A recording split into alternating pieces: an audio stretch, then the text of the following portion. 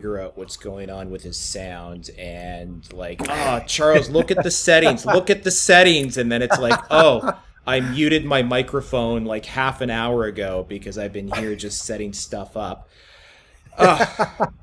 It's time for the Access of Easy podcast.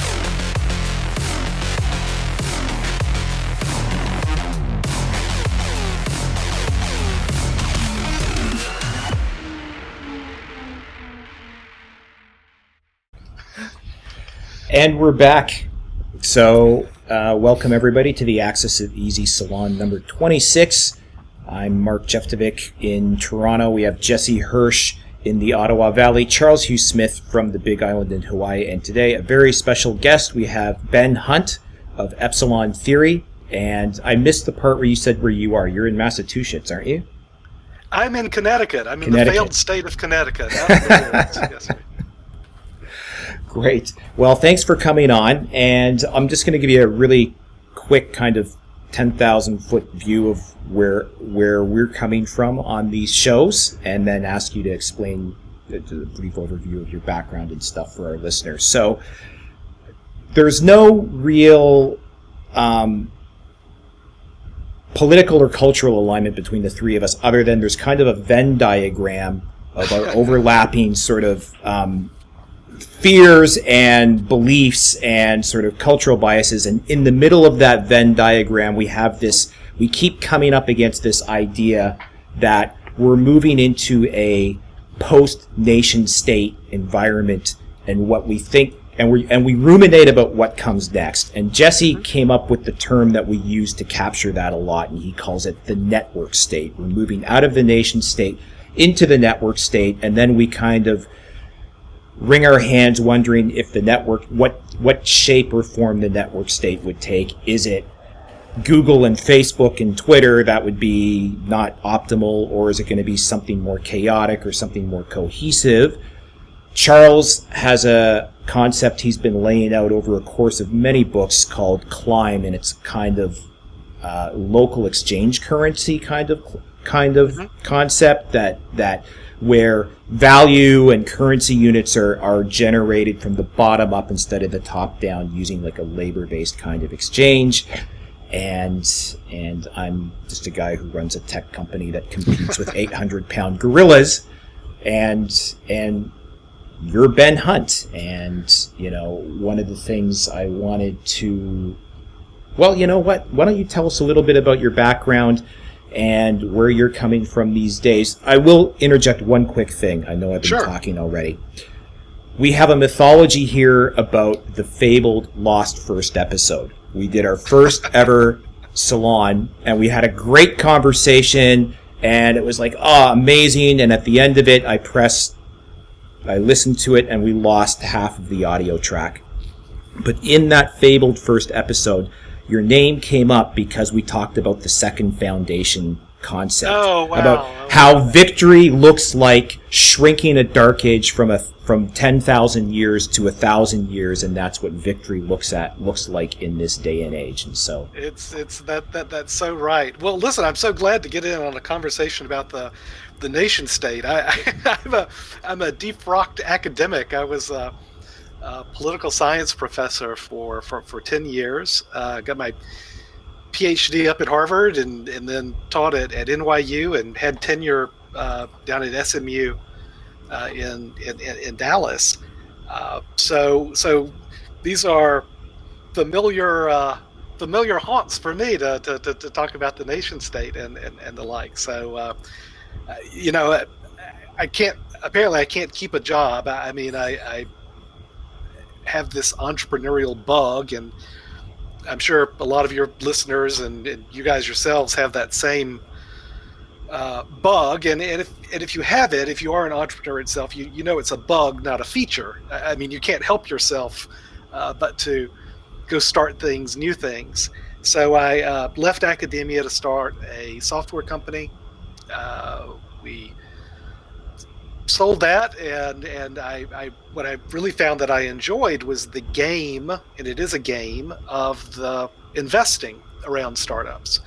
So I did some venture capital, some kind of low-key private equity for a couple of years.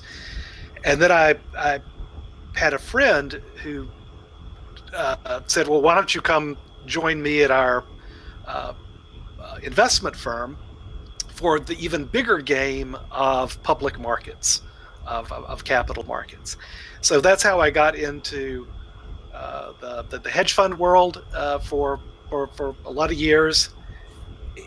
It's how I ultimately came to leaving the hedge fund world and trying to get out of the belly of the beast to try to wrestle with, I think, a lot of the questions you guys are wrestling with right now.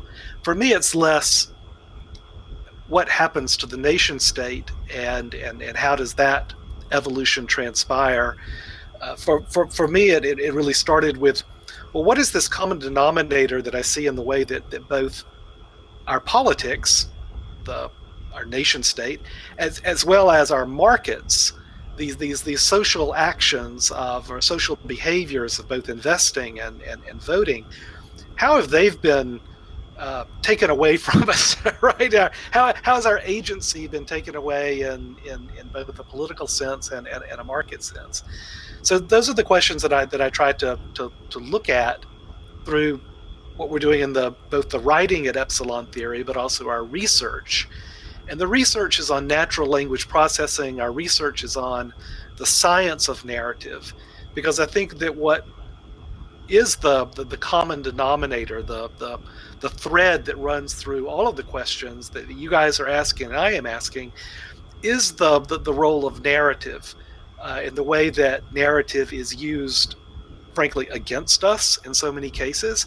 How I think maybe we can start trying to make it work for us, so that these evolutions of markets and the nation state, maybe, just maybe, it can take place in a way that hasn't been as damaging as the last 40 years have been. Well, and your point about agency, I think, ties to something that Charles has written quite a bit about and came up recently, which is the idea of life in a simulation. Mm-hmm. That, our culture, which we sometimes joke that our entire culture is an exercise in propaganda. But our culture, it kind of creates elements of a simulation that you feel as if you have great agency. You feel as if the agency you currently possess is unprecedented in terms of human history. But it's agency within a simulation, right? It's agency within a very limited context. But when it comes to power, when it comes to institutions, when it comes to how society is run, that's where we have very little agency, and so that right, Jesse. Starts to fall apart. That's so right, Jesse. We're all familiar, of course, with the concept of fiat money, right? That what gives value to the dollar bill is that full faith and credit of the U.S. government. It's an opinion, presented as fact that gives currency its heft, its weight, its power, as you say, and what I think has really, this, what we're describing, has always been in human society, but I think we've seen such an acceleration to what I would describe as fiat world, where it's not just money that's presented to us, an opinion as a fact, but everything is presented to us through this vehicle of an opinion presented to us as fact, right? So it's what we are told that we must vote a certain way to be a good citizen. We are told that we must invest in a certain way to be a good investor. We are told that we must borrow insane amounts to be a good parent or spouse or just citizen. We are told that we must, educate our children in a certain way. These are all presented to us as fact, as the natural way of the world. And it's not, I'm not saying that all these things are bad, right? What I'm saying is that they are all industrially necessary, right?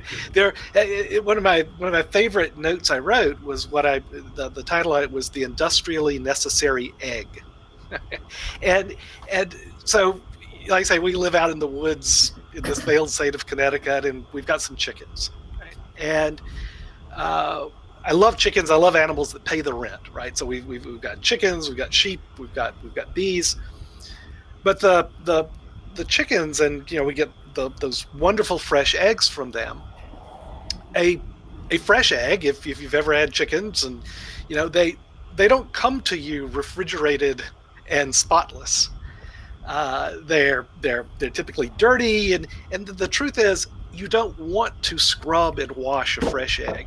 You don't want to refrigerate a fresh egg. You get it fingernail clean, right? That's what you want to do. You intentionally do not want to scratch off or wash off the biome, the protective layer that all eggs have naturally. Right? So what happens a lot of times is we'll have some extra eggs, and I'll want to give them away to neighbors or friends. But I always find, or I often find, that when you present somebody with these fresh eggs that are now fingernail clean, so there are little smudges on them maybe, right? They've never been refrigerated, they're room temperature. The first time someone gets these amazing fresh eggs, they always look at them and go, huh, that doesn't look quite right.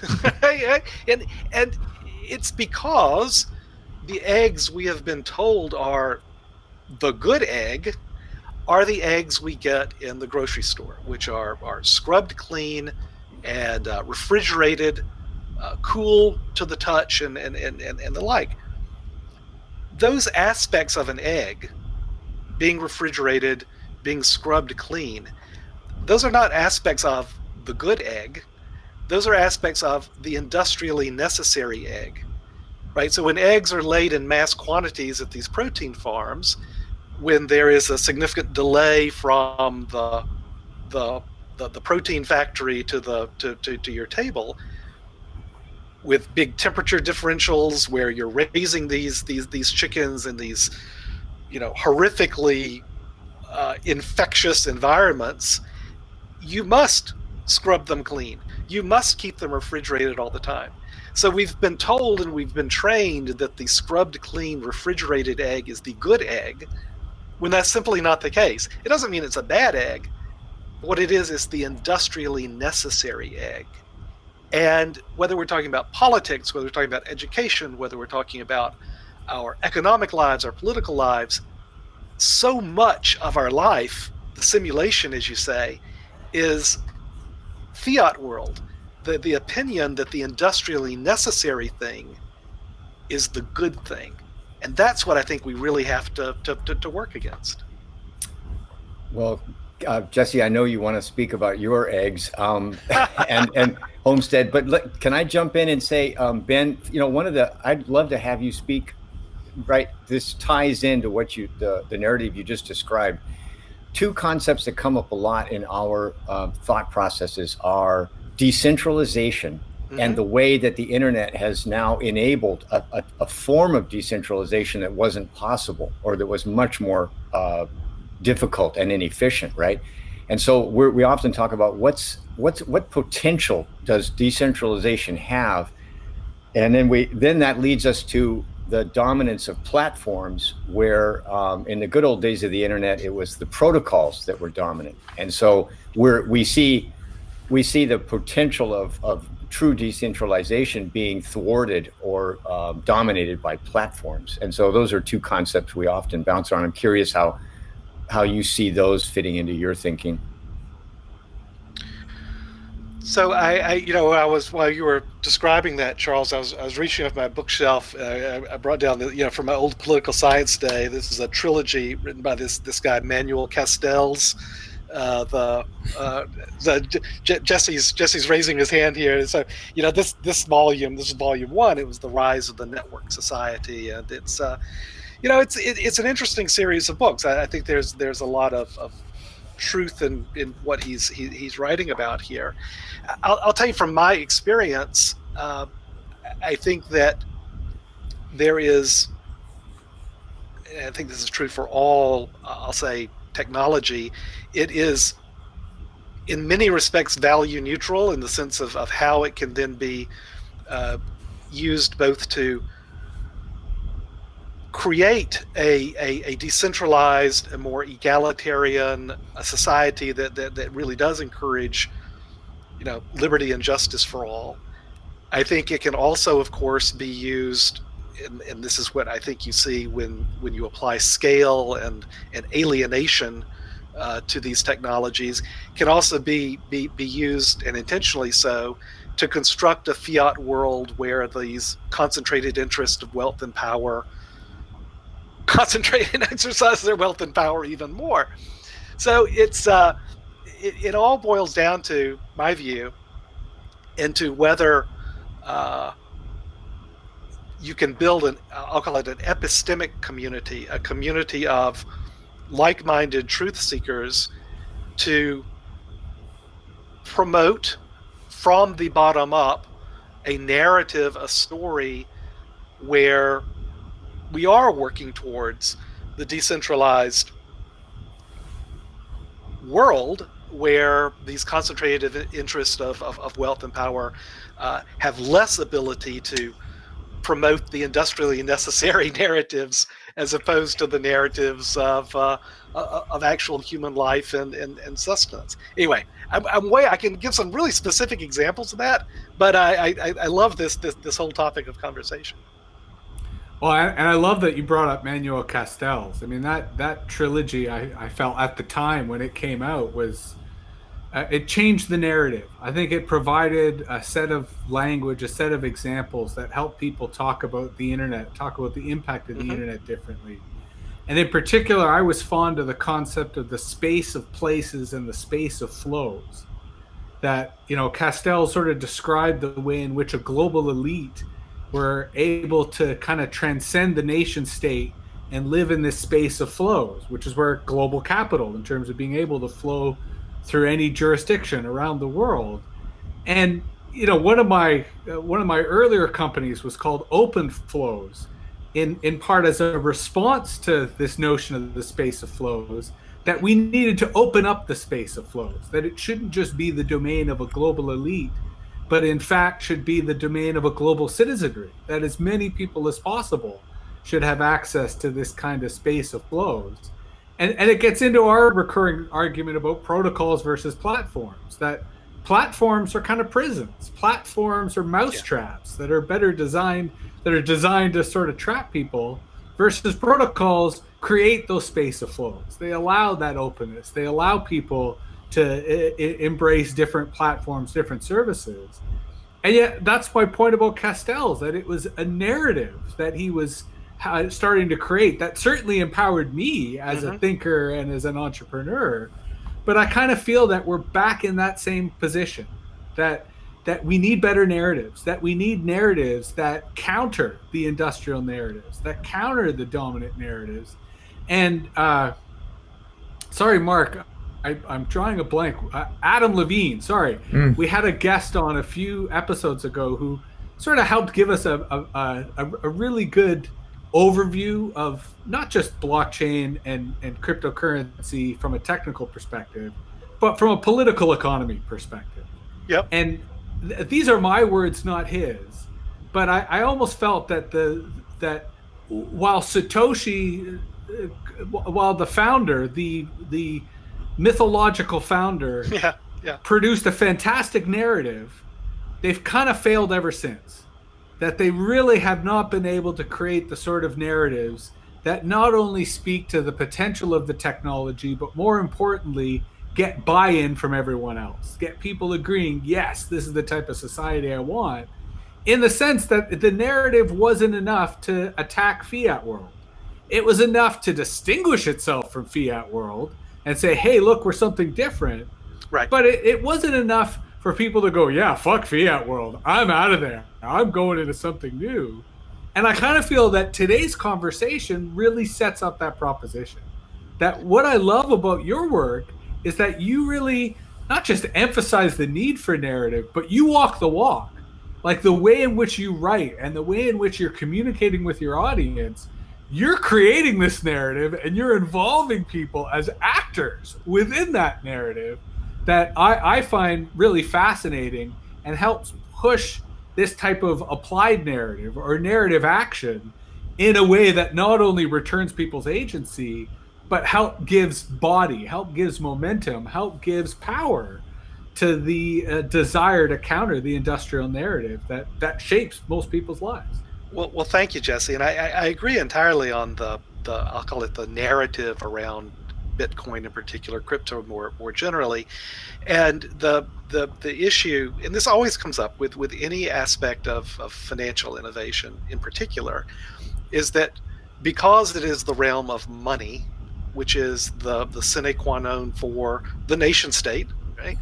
That the effort to co-opt these elegant, innovative, crazy cool ideas like Bitcoin, the effort to co-opt it by presenting very attractive and alluring narratives, again in service to the industrially necessary needs of concentrated interest and wealth and power, it's phenomenal.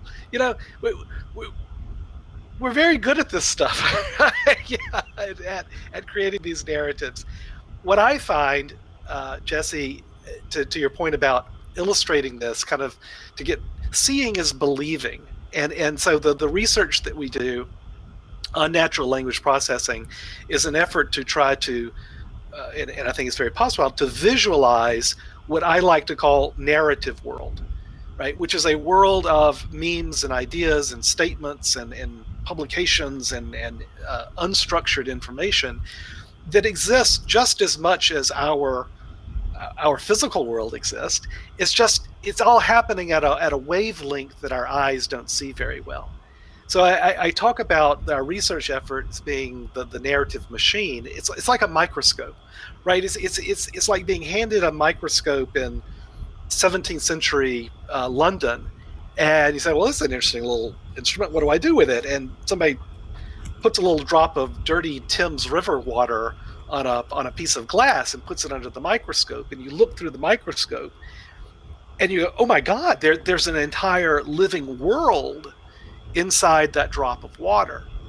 And that once you see that there is a world outside of that visible experienced world, you start to see it everywhere. It really does change the way you engage with the world.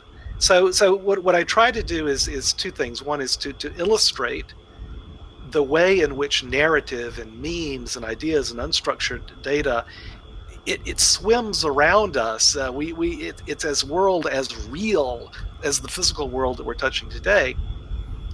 And then once you realize it's there, once you see it, it's an exercise in thinking, well, if I see these narratives, these ideas, they grow and they divide and they live and they die, and I know how they're impacting me. Well, how can I create my own narrative, right? Because it's the stories we tell ourselves that matter so much more for our behavior than the stories that others tell about us.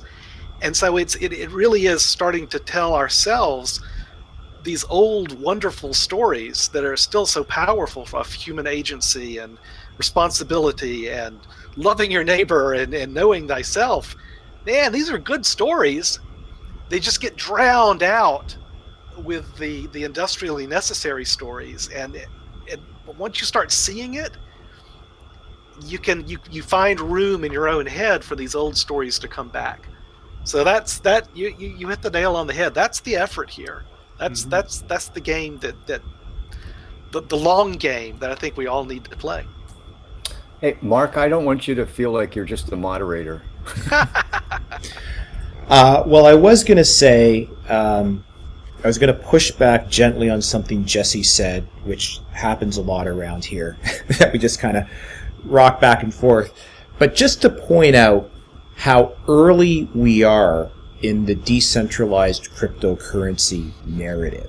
So Jesse tends to think that Bitcoin has come up short since its initial explosion. So I don't mean to put words in your mouth, but and I look at this and say it's financial history, financial instruments haven't really.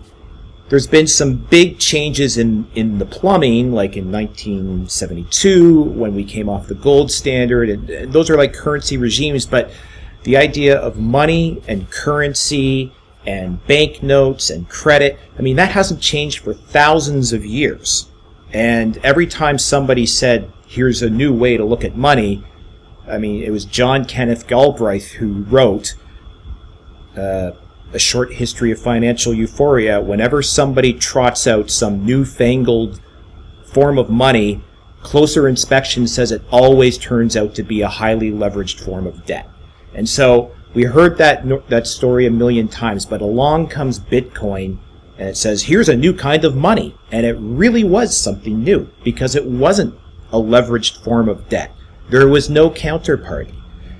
Yes, you have custodial risk with cryptocurrencies, but for the first time, you actually, in a long time, you don't have a counterparty risk. And it came out at exactly the right time when exogenous events like the Cyprus bail-in were happening. And in my mind, that's what pushed Bitcoin over $300, was because people began to realize, hey, wait a minute, there's this financial instrument here that lets me get around capital controls and lets me get away from the fiat and lets me get away from government interdiction and that sort of thing. And so, and then now, today, 11 years, it's only been 11 years or 12 years, it's kind of incredible how far this space has gone. And I've mentioned this before. We did some work at EasyDNS on the decentralized naming protocols coming up around Ethereum, like Ethereum name service.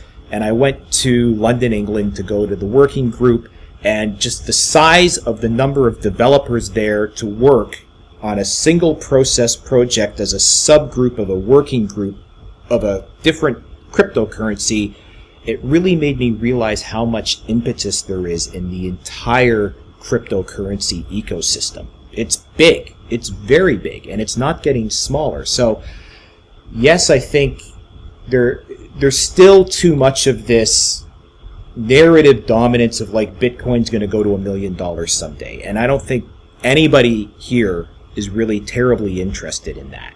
I mean, if it does, yay or nay or whatever, depends. If a loaf of bread costs $10 million, maybe not, but. Sorry, go ahead. I think very briefly, we're speaking cross-purpose. I'm not doubting whether Bitcoin may or may not be a revolution. I'm just suggesting it's not clear that it's a democratic one.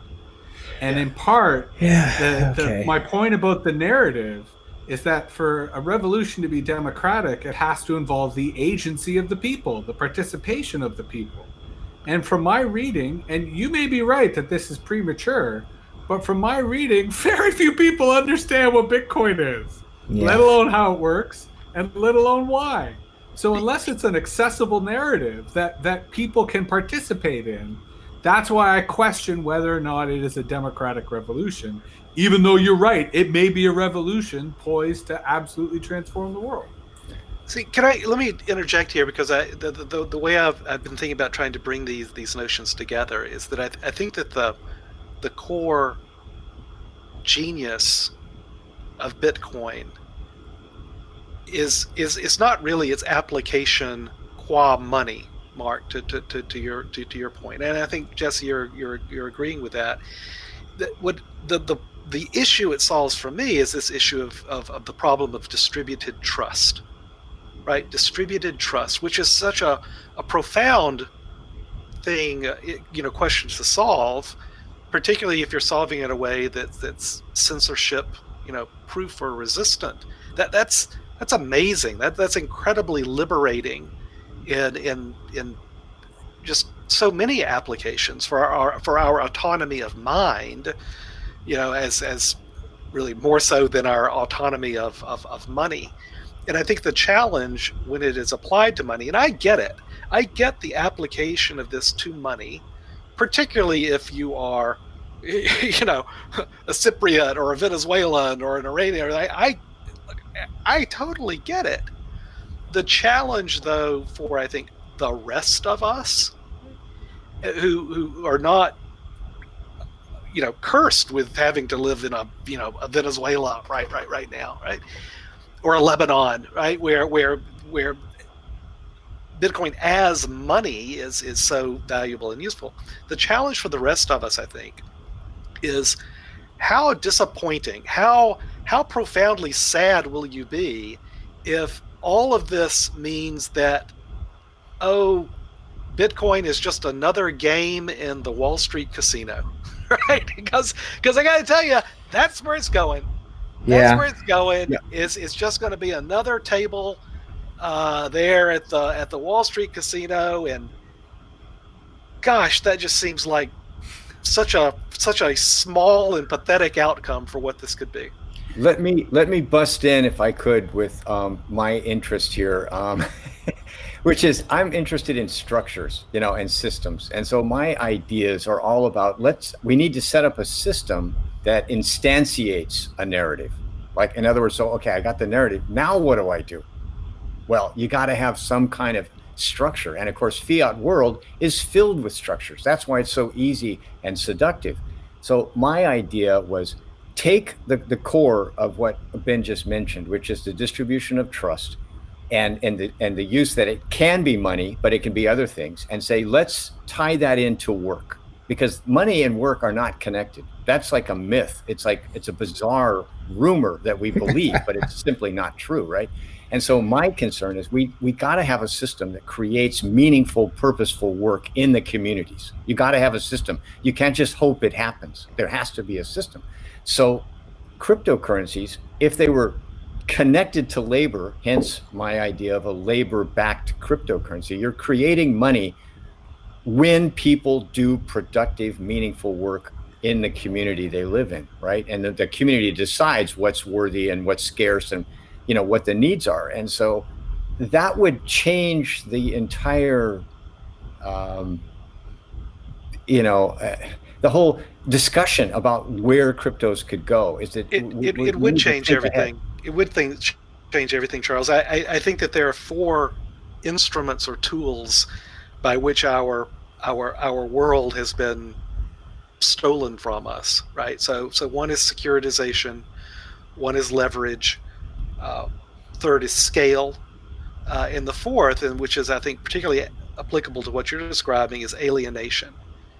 Now, alienation, the way I would describe that is it's how humans are transformed from making a cog to being a cog and liking it.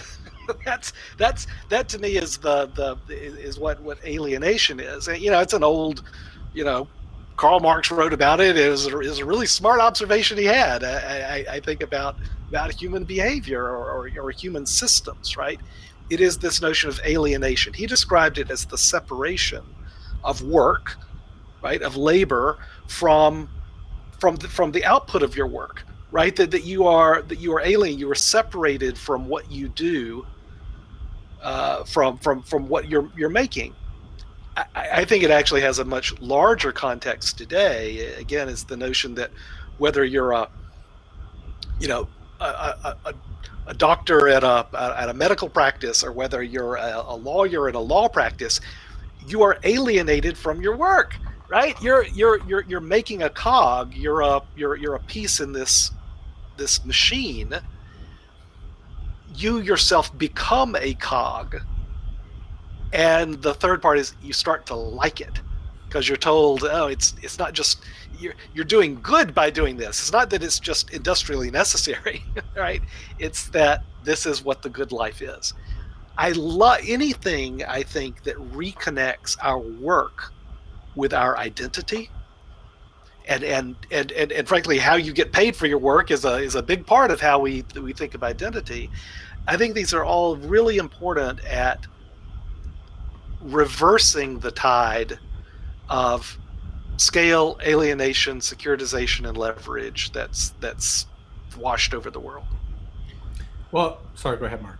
I was just going to say, and to that point, I don't think you solve the alienation part by creating universal basic income and call it modern monetary theory and just print money to give people to not work and assume that they're just going to find some fulfilling ways to pass the time. Right. Sorry, Jesse, it'll be PlayStation 4.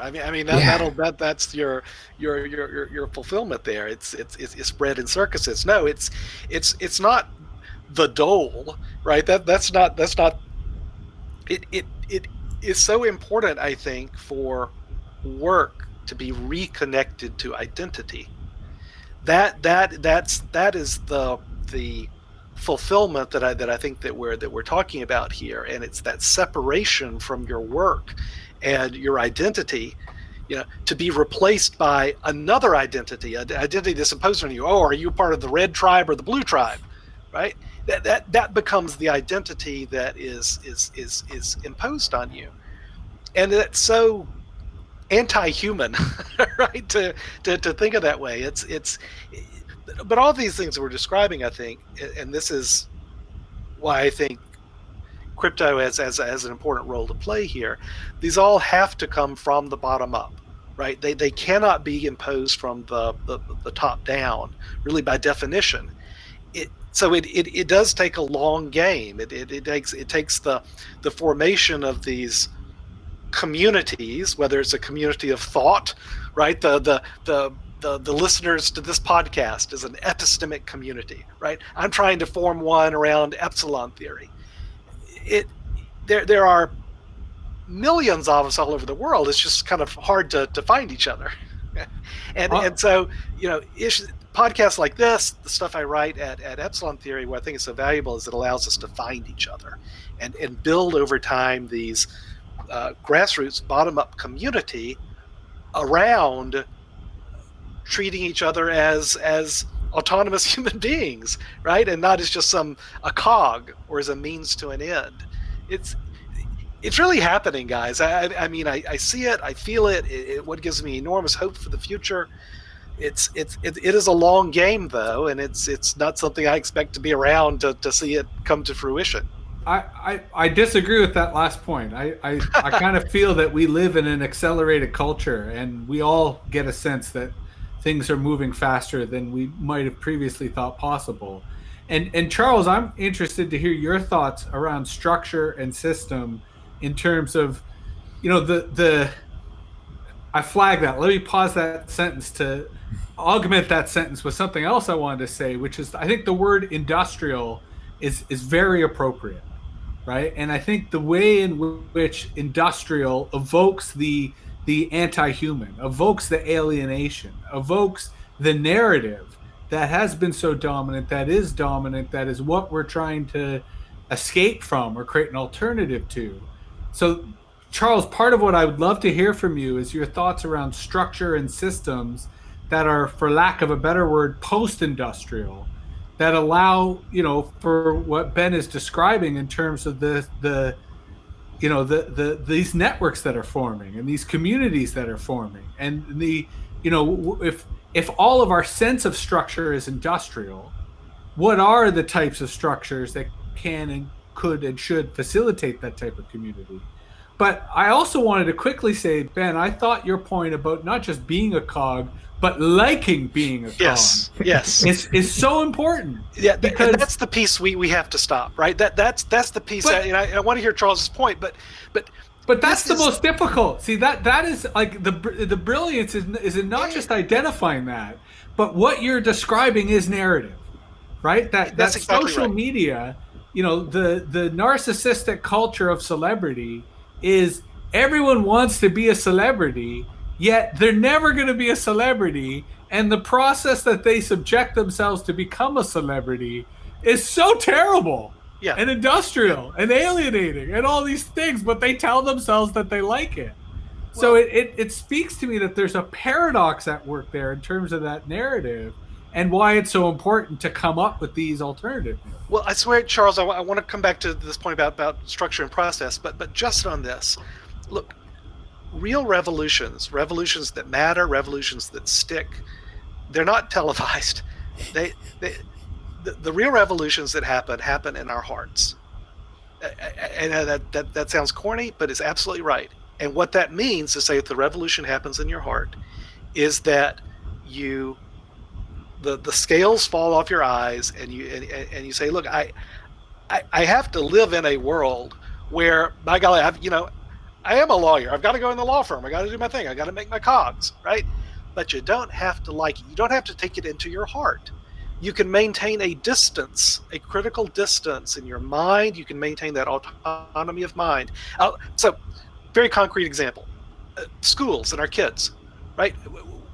We have been so lucky in that we have the time and the ability to homeschool our kids, right? And it's the best thing we ever did.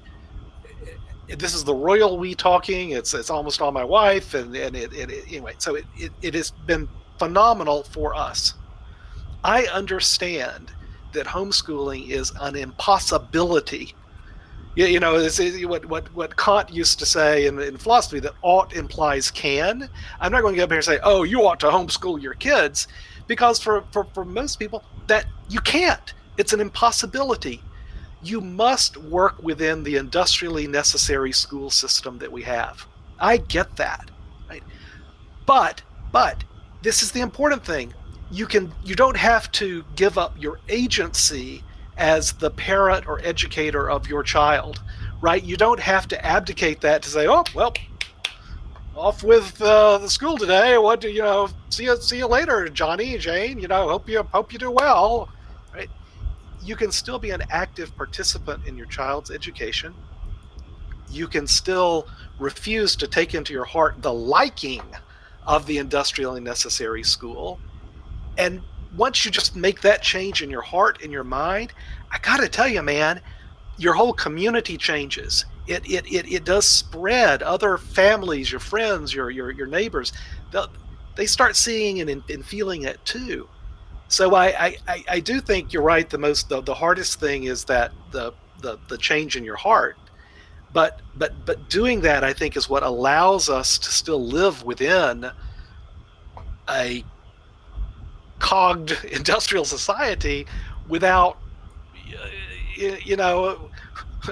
without taking on the impossible pain that trying to exit from that society would bring. Sorry, long one. I do want to get back to Charles on the whole structure and process idea. No, I think you've really hit on something super important, and something that maybe Mark and Jesse and I have not developed as much. And I want to start out by saying I think your work tying identity and work and authenticity is where I really feel like, wow, we're cousins intellectually, at least, because we're talking about Huxley's loving our servitude, right? Mm-hmm. And yet we're also talking about what Kierkegaard, and I've been reading Kierkegaard recently. He never came up in my formal philosophic education, right? Somehow I missed him.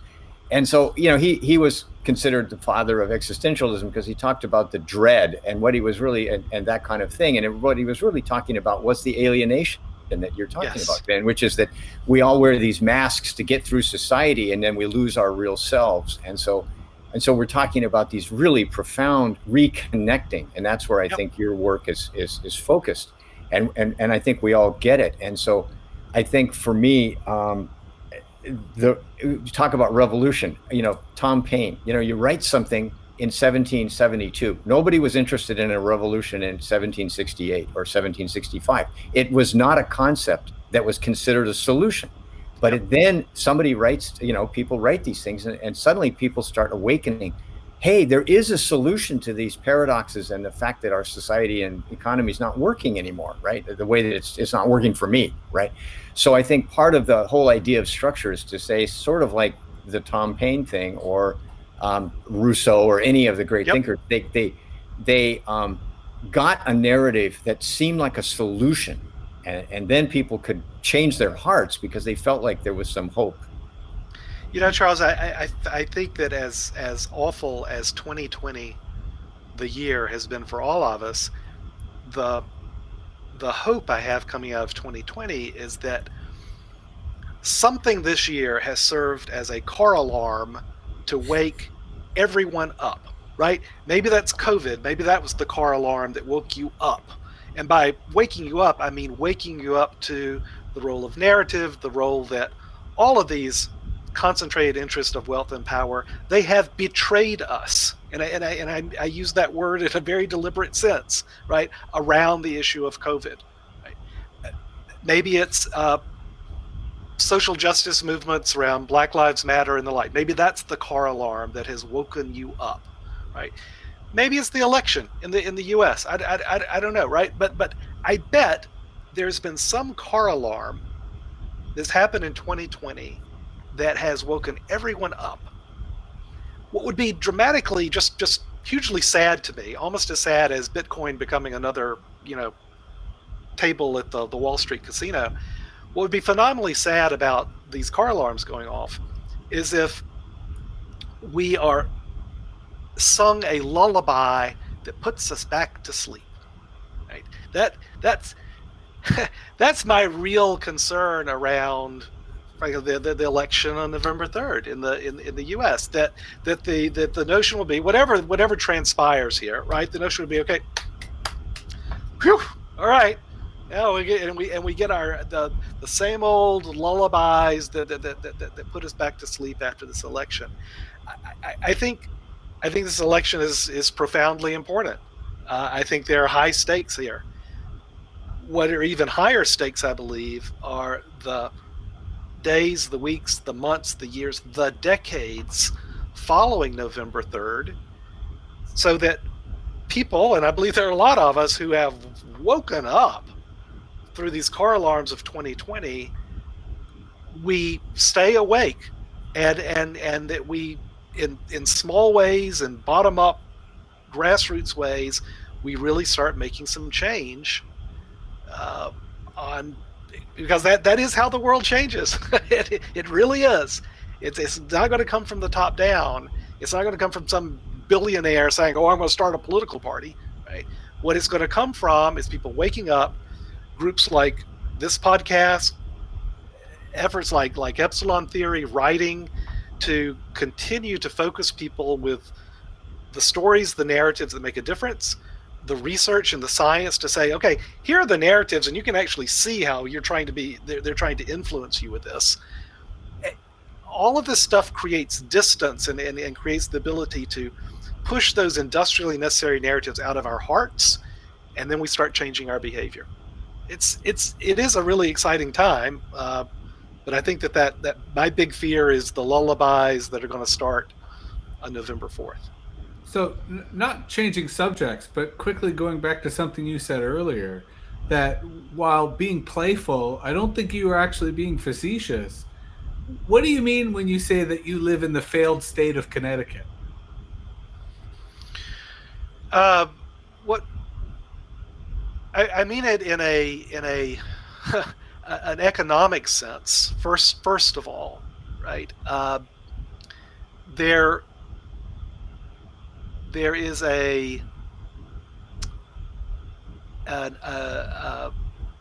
not just an absence of vibrancy. The human spirit, whether it's of, and I think there are three things that are the antithesis to those forces of scale and alienation and securitization and leverage. I think it is the human endeavors of making, of protecting, and teaching. Make, protect, teach.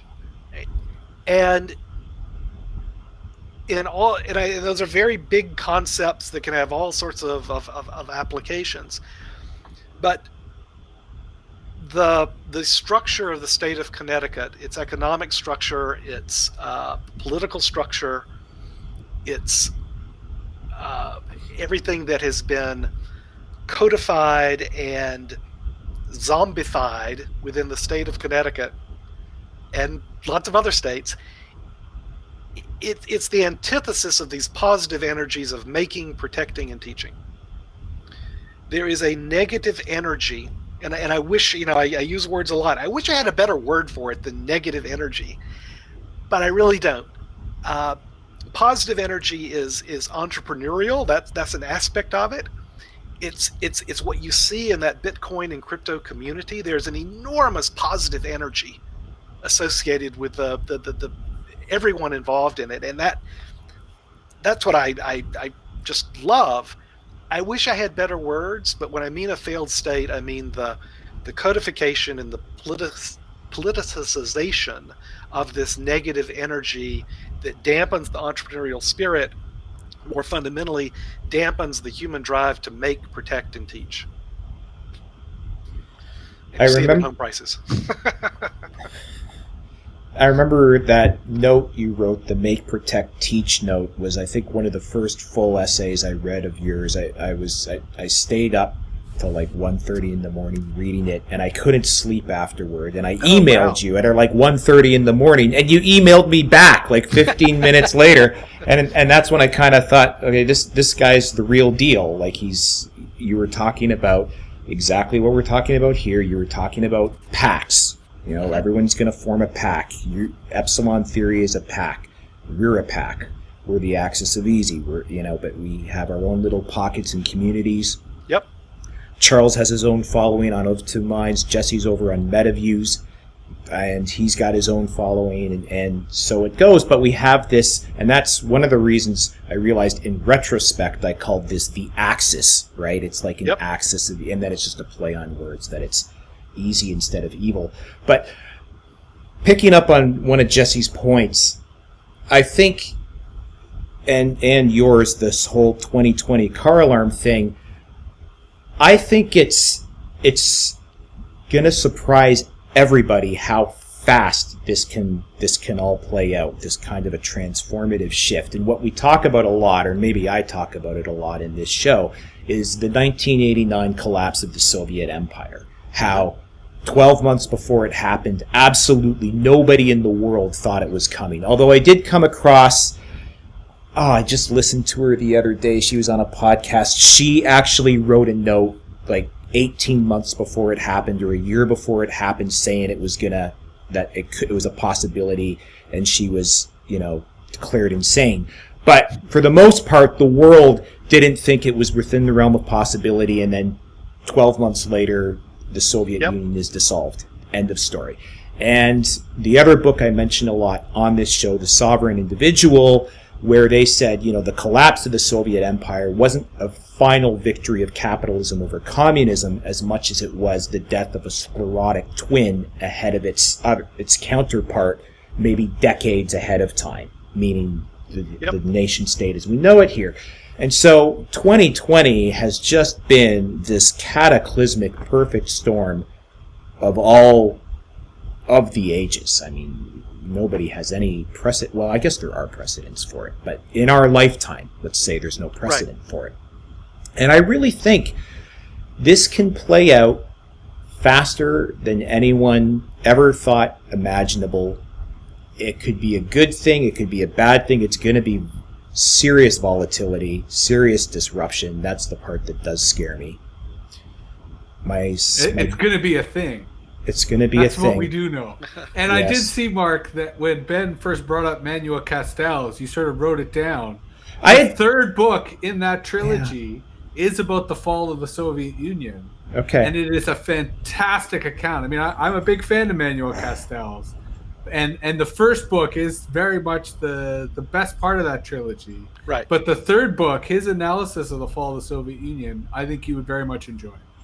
Yeah, I've heard of that book, but I had never actually gotten it. I'm beginning to get a little worried because the video is freezing, but the audio seems to still be going.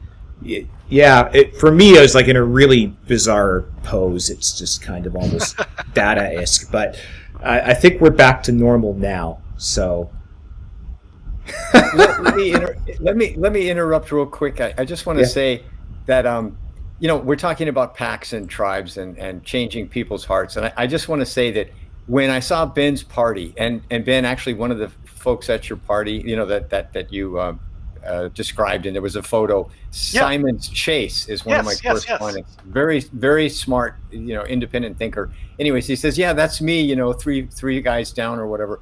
I wanted to be at the party, and then I want to be at Jesse's home, homestead. I want to like see his animals and be there. It's because it looks so fun, both of those, and I want to look at Mark's book collection. I just wanted to say that in our hearts, I want to be with each of you guys doing your thing, and that shows that it's really positive. Well, you're right. It is positive, and the defining characteristic, I think, of any pack, right? Any community that is worth the name of community, and that can be a building block for the world that we are all committed to building.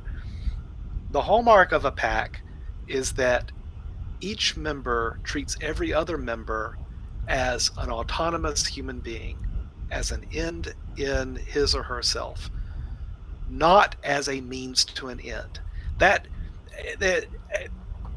to me is kind of how you can kind of quickly and easily tell, is this my pack, or is this an organization of convenience for, frankly, probably someone else, right? So any organization that treats you as a means to an end, that would be your company. They treat you as a means to an end, although they try to tell you that they are your family, right? That they are your pack. It's never the case, right? Your political party, they are treating you as a means to an end. You can, once you see, I think, that as kind of the demarcation line, you understand, well, who are the people who treat me as, warts and all, as a human being of intrinsic worth and value, right? Who can I have a conversation with and not believe that they are having this conversation with me to achieve some other goal that they have, right? And for most of us, I think our pack starts with our family. I think that the powers of these industrially necessary narratives and the way it plays out in the polarization of, red and blue tribes has, unfortunately, you see this in a lot of families. It's broken up entire families, right? Over these memes that infect us. But I think that's where we start. We start with family. Maybe it's with friends. Maybe it's with whatever your community is, where you're treated as an autonomous human being and not as a means to an end. That's the thing you got to look for. Find those people and find more people like that. And that is really how the world changes. That is really how we start making a difference in all of our lives. That sounds like closure material to me. Jesse, Charles, any final remarks on this before we get Ben to tell us how to stay in touch with him? No, I think that's a great conclusion. Yeah. Okay, Ben, how do people stay in touch and follow Epsilon Theory? Oh, it's easy. So Epsilon Theory is the name of the blog. Epsilon Theory is the Twitter handle. It's all Epsilon Theory all the time. And all right. By the way, Epsilon is the error term in econometric, but it's more than error. It's everything that makes us human. It is our strategic interaction. It's our beliefs. That's why we call it Epsilon Theory, and that's where you can find me. Yeah, I reread that note this morning, and I'll link to that note and everything else in the show notes page. So, AxisOfEasy.com. Don't forget to like us on YouTube, Stitcher, Spotify, iTunes. This was number 26 with Ben Hunt, and thanks. We'll see you all next week.